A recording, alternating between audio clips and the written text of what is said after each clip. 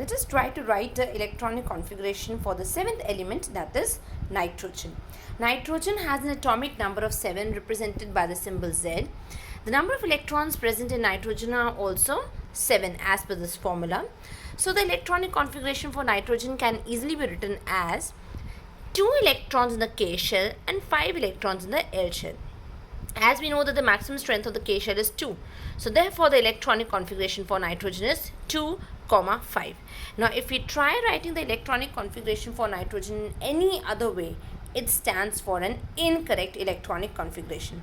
Let us try to understand this in the diagrammatic form. Now if we try putting electrons in this form, that means if you put 1 electron in the K shell and the remaining 6 electrons in the L shell, that means the first shell is incomplete and the electrons have been put in the next shell. This is a wrong form of an electronic configuration. Or if we try putting 6 electrons in the first shell and 1 in the second shell, that is the L shell, this is just not a feasible case, as we all know that the first shell can never have more than 2 electrons in it.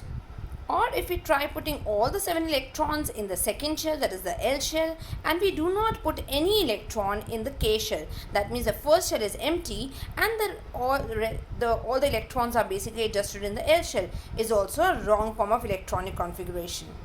Or if we try putting electrons in this form, that means the K shell has maximum of 2 electrons and in the L shell we put 4 electrons and 1 electron is put in the M shell. This is again the wrong way, since in this case the L shell is not complete and the electron has moved on to the M shell. This is also an incorrect way of writing the electronic configuration. Therefore, the only correct way of representing the electronic configuration of nitrogen is that it will have 2 electrons in its K shell and 5 electrons in its L shell. That means having an electronic configuration of 2, 5.